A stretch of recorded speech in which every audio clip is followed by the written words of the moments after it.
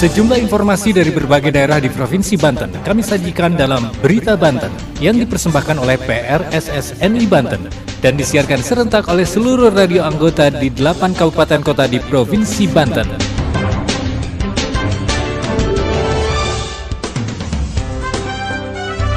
Apa kabar pendengar? Anda kembali bersama kami di Berita Banten PRSSNI Banten edisi Senin 6 November 2023. Sejumlah informasi dari berbagai wilayah di Provinsi Banten kami hadirkan kembali untuk Anda yang disiarkan serentak oleh seluruh radio anggota di 8 kabupaten kota di Provinsi Banten. Dan inilah informasi utamanya. Duta Besar Jepang berkunjung ke Provinsi Banten untuk hubungan bilateral dengan Provinsi Banten. Ribuan atribut kampanye di Kabupaten Serang dibongkar Bawaslu. KPU Kota Cilegon nyatakan 479 calon legislatif lolos daftar calon tetap. Bersama saya Saif Anwar, inilah Berita Banten selengkapnya. Pendengar, sekitar 6.300 alat peraga kampanye yang menyalahi aturan dibongkar Bawaslu dan Satpol PP Kabupaten Serang. Pembongkaran dilakukan setelah sebelumnya dilakukan imbauan kepada para peserta pemilu untuk membongkarnya secara mandiri namun tidak diindahkan. Berikut laporan Asri Aulia dari Radio Ramaloka Serang. Badan Pengawas Pemilu Kabupaten Serang dan Satpol PP Kabupaten Serang membongkar 6.333 alat peraga kampanye atau APK di wilayahnya. Sebelum melakukan penertiban atribut kampanye, Bawaslu telah menempuh upaya pencegahan, di antaranya dengan menyampaikan surat himbauan kepada seluruh partai politik di Kabupaten Serang, yang berisikan agar parpol peserta pemilu 2024 mematuhi PKPU nomor 15 tahun 2023. Dan menghimbau agar parpol peserta pemilu menurunkan secara mandiri alat peraga kampanye yang melanggar ketentuan.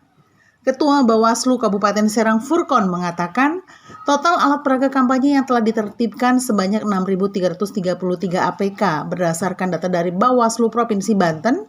APK yang ditertibkan seprovinsi Banten mencapai 32.000.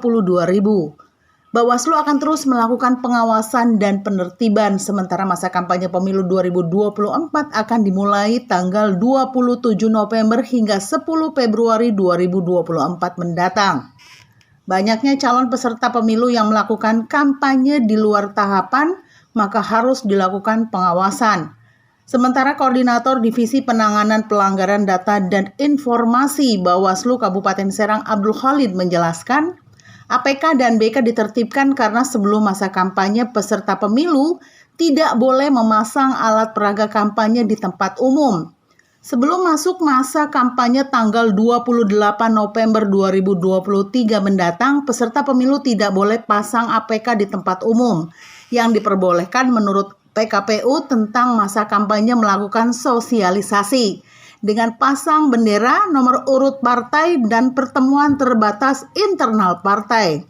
Demikian berita sekitar Banten, saya Asri Aulia dari Ramaloka melaporkan untuk Berita Banten. Pendengar, sebanyak 479 caleg dari 18 parpol peserta pemilu dinyatakan lolos sebagai daftar calon tetap atau DCT oleh KPU Kota Cilegon. Ke-479 caleg tersebut telah lolos berbagai tahapan sebelumnya.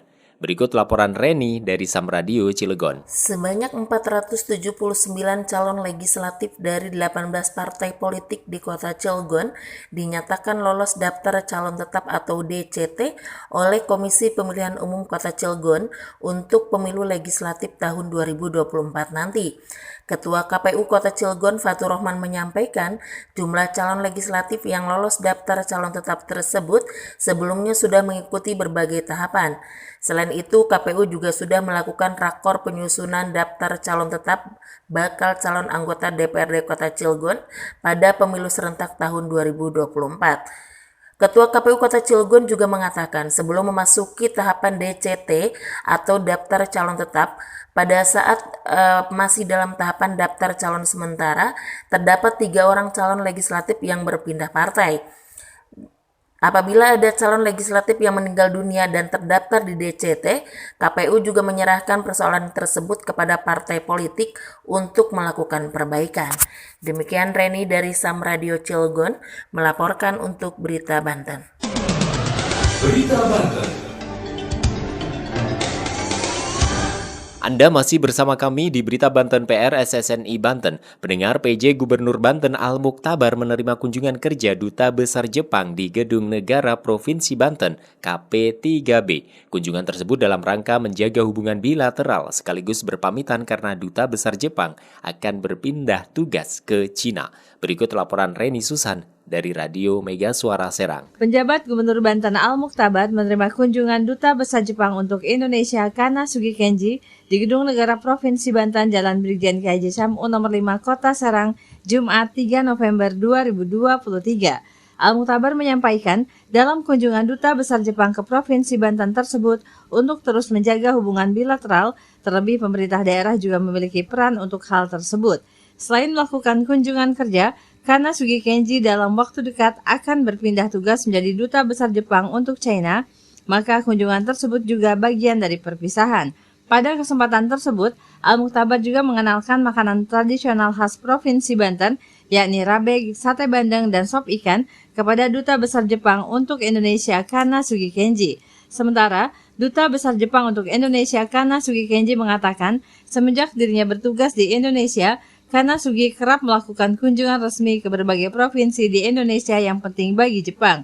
Dikatakan Kanasugi, dalam kunjungan tersebut terdapat beberapa hal yang dibahas, diantaranya permohonan peran pemerintah daerah dalam menjaga kegiatan usaha dari perusahaan Jepang yang berada di Provinsi Banten.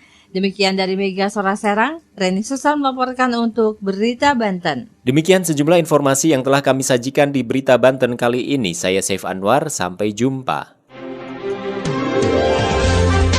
Terima kasih Anda telah mendengarkan Berita Banten yang dipersembahkan oleh PRSSNI Banten.